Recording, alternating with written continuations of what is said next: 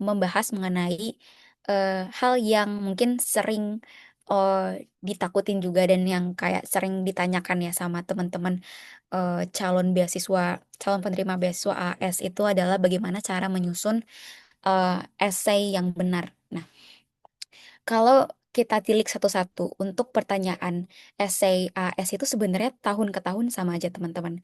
Nah, yang pertama nih kita lihat ya. Yang pertama adalah mengenai proposed course and institution. Jadi kita di bagian ini tuh memang harus betul-betul punya reason, punya alasan yang jelas dan yang kuat gitu. Kenapa kita harus eh, setelah S1 misalnya, S1 mungkin kayak apa ya namanya kayak jurusannya itu kurang kurang relevan ataupun kayak memang pengen terburu-buru gitu untuk ambil S2. Nah, itu eh, kita benar-benar harus harus pikirkan baik-baik apa sebenarnya alasan kita kenapa pengen lanjut S2 di sini. Apakah memang karena FOMO, apakah karena kita pengen memang lintas jurusan gitu kayak yang tadi yang saya bilang apa namanya yang S1-nya mungkin kurang kurang relevan dengan apa yang pengen dia ambil di S2. Nah, itu harus ada strong reason yang jelas kenapa pengen transfer, kenapa pengen pindah di pathway yang berbeda, di jurusan yang berbeda. Dan di sini tuh juga akan membahas banyak banget tentang pengalaman kita yang our past experience yang udah kita bangun tahun ke tahun gitu. Eh, Kayak kita itu fokusnya ke isu apa sih di selama ini di Indonesia gitu. Apakah itu tentang nutrition, lalu kemudian kita ada sparks untuk pengen um, mengerjakan hal yang lebih banyak lagi, tapi itu harus dilewati dengan sistem pendidikan S2 dulu gitu kan. Kita pokoknya harus punya strong why kenapa kita harus lanjut S2 gitu. Dan mungkin kebanyakan juga teman-teman yang daftar AS itu adalah teman-teman yang datang dari eh, background baru banget lulus gitu. Jadi fresh graduate S1 terus habis itu langsung pengen lanjut S2.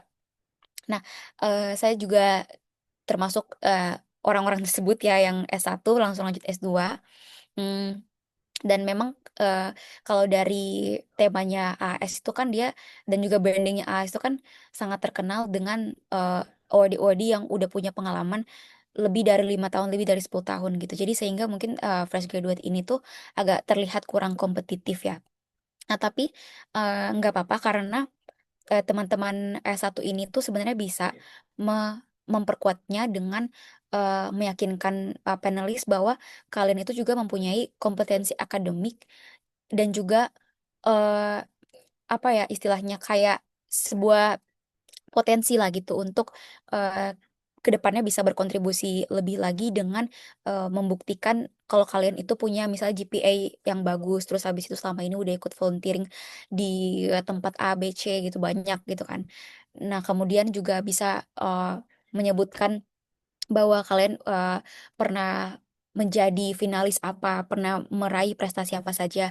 Nah, itu menurut saya bisa banget sebagai nilai plus juga kalau misalnya teman-teman fresh grad terus habis itu berniat untuk lanjut S2.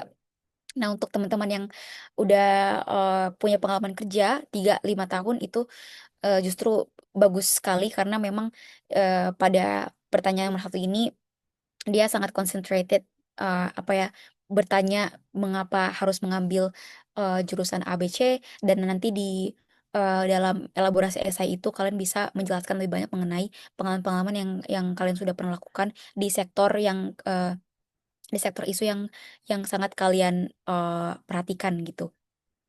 Nah, kemudian yang kedua adalah what impact do you believe this study will have on your career, life, and community?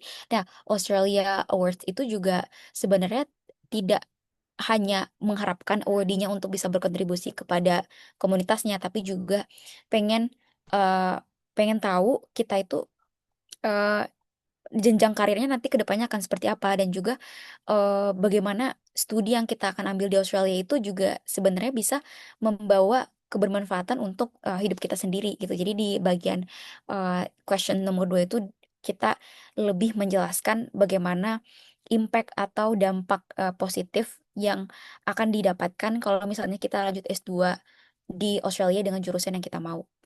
Kemudian yang pertanyaan yang ketiga yaitu tentang kontribusi. So how have you contributed to solving a challenge or implementing a change or reform in the context of one of the AAI priority development areas?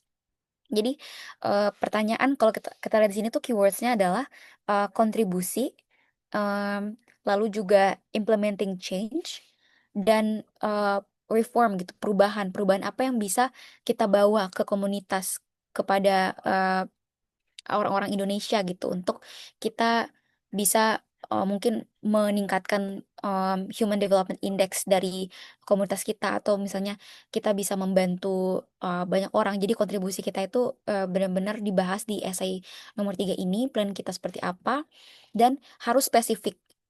Dan di sini juga udah apa namanya dikasih notes juga sama AS bahwa kita itu harus menunjukkan aspek leadership, eh, aspek knowledge, aspek skill, dan practical experience apa yang eh, kita rasa itu sudah terestablish atau terbangun dengan baik dan efektif sebelumnya di pekerjaan yang kita lakukan, dan kemudian ke depannya bagaimana kontribusi itu akan bisa semakin eh, meningkat lagi setelah kita kembalinya ke Australia dengan ilmu dan skill yang sudah kita dapatkan dari Australia gitu. Jadi di bagian nomor 3 ini kita menjelaskan tentang itu.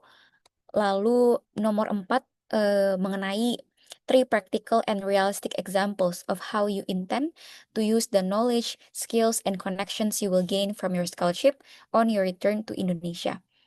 The possible task can be personal and or professional. Jadi di sini kita bisa jot down aja, kita bikinkan poin per poin.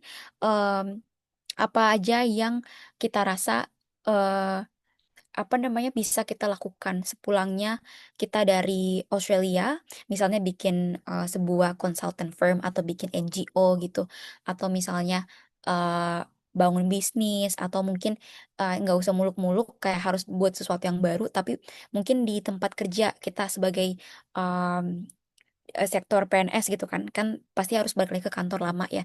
Nah, bagaimana tuh kita kira-kira bisa memecahkan masalah-masalah yang berkaitan dengan isu yang kita angkat ya di essay, dan juga bagaimana kita bisa juga menerapkan ilmu itu tuh di kantor, di komunitas kita. Jadi nggak usah juga yang muluk-muluk, tapi make sure bahwa hal-hal yang akan kita lakukan nanti memang akan terrealisasi dan visible untuk dilaksanakan. Nah, kemudian pertanyaan yang krusial juga dan pertanyaan yang paling terakhir dari essay from AS adalah list any possible constraints you think may prevent you from achieving above task. Jadi kata kuncinya di sini apa possible constraints atau challenges yang bisa kita dapatkan eh, misalnya setelah kita misalnya kita udah benar-benar dapat ilmu dan skill gitu ya dari Australia, dan kita pengen berkontribusi untuk Indonesia, tapi mungkin di tengah jalan ya pastinya hidup itu nggak selalu sempurna dan berjalan mulus ya, pasti akan ada challenges-challenges yang akan kita alami ke depannya pada saat mau berkontribusi. Nah, itu bisa kita list di bagian essay prom yang ini nomor 5. Lalu tentu jangan cuma tulis possible constraints-nya aja, tapi kalian juga harus menuliskan solusi dari setiap permasalahan yang akan kalian dapatkan itu. Gitu. Dan di sini mungkin menurutku problem solving skills kita akan kelihatan sih. Dan itu akan di challenge lagi oleh panelis pada saat kita masuk ke tahap wawancara.